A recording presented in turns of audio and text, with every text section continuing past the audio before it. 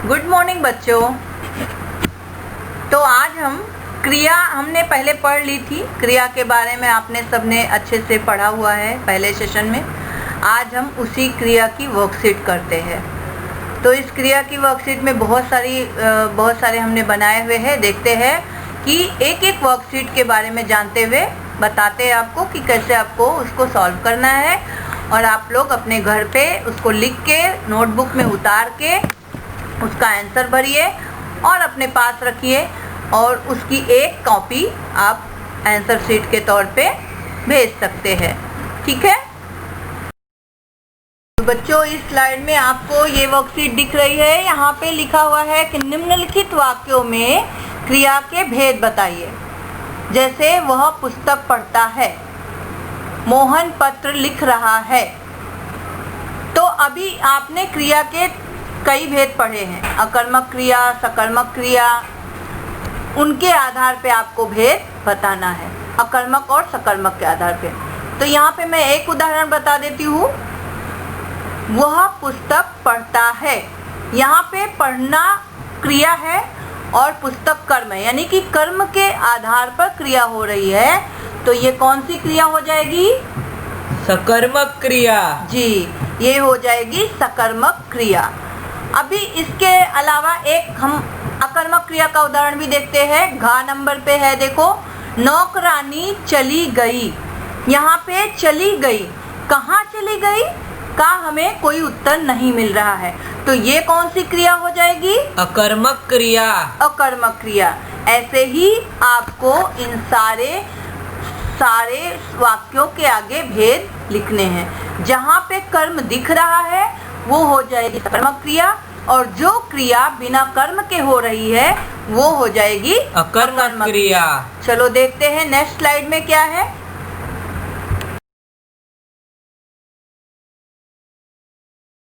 वाह, ये तो एकदम सरल वर्कशीट दिख रही है। यहाँ पे कुछ भी नहीं दिख रहा है, एकदम सरल है। क्रिया शब्द पर सही का चिन्ह लगाइए। यहाँ बहुत सारे शब्द आपको दिखेंगे, कुछ संज्ञा होंगे, शायद संज्ञा ही है, ज़्यादा करके संज्ञा है और क्रिया शब्द है। तो उसमें से आपको क्रिया शब्दों पे ही सही शब्द निशान लगाना है। चलो हरी, मुझे एक सही शब्द बताओ कि क्रिया कौन सी होगी? गिरना।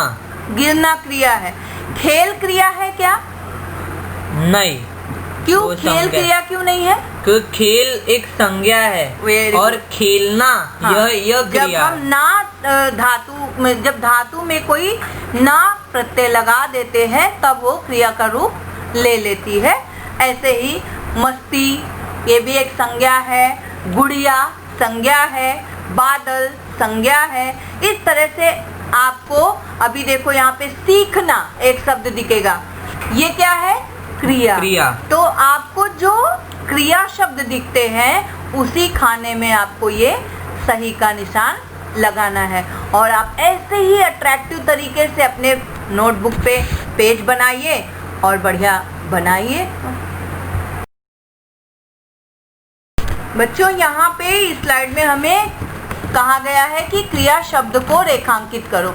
अगेन हम एक रिवीजन के तौर पे देख लेते हैं कि आपका पक्का हो जाए कि हमें क्रिया समझ में आ गई है। लोग होली का त्योहार मना रहे हैं। अब यहाँ पे आपको क्रिया शब्द पहचानना है।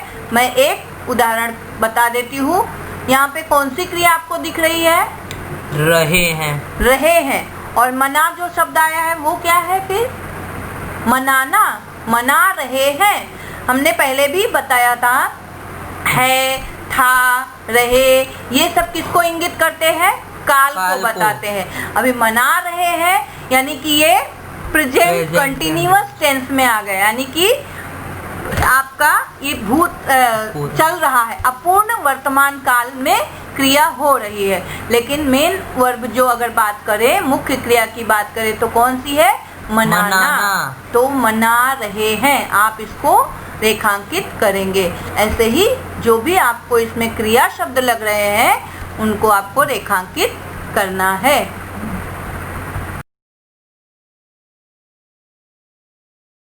बच्चों, इस वर्कशीट में आपको ऊपर तो वही क्रिया को रेखांकित करना ही है। नीचे प्रश्न नंबर 2 देख लीजिए, खाली जगह भरिए। इसमें क्या कह रहे हैं, किसी काम के करने या होने के बोध कराने वाले शब्द को क्या कहते हैं, क्रिया कहते हैं। और क्रिया करने वाला क्या कहलाता है, कर्ता। कर्ता कहलाता है। बहुत अच्छे। इसी तरह से कर्म के आधार पर क्रिया के हमने कितने भेद सीखे हैं, दो भेद सीखे हैं। कौन कौन से दो भेद हैं, एक सकर्मक और दूसरा अकर्मक। Very good. ऐसे ही हमको ये वर्कशीट भरनी है।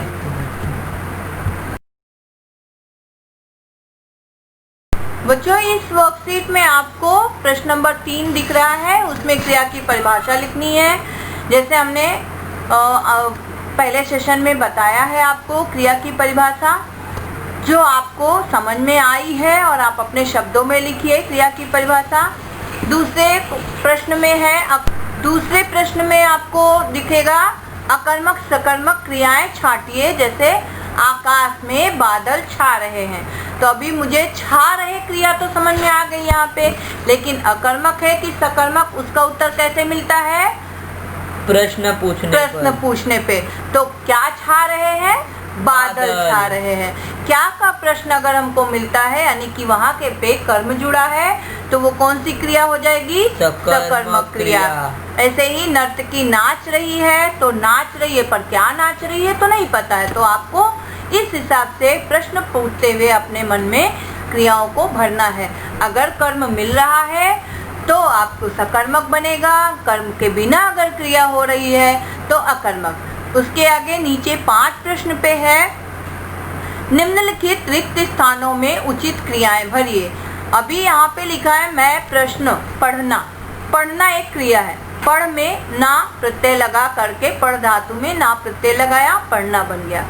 लेकिन हर जगह क्या पढ़ना ही लगाना है, मैं प्रश्न पढ़ना हूँ, सेंटेंस सही लग रहा है, वाक्य सही लग रहा है, नहीं तो कैसे बनेगा ये, मैं प्रश्न पढ़ता हूँ, मैं प्रश्न पढ़ता हूँ, मैं प्रश्न पढ़ रहा हूँ। इस तरह के वाक्य आपको बनाने हैं सही क्रिया का रूप लगा करके।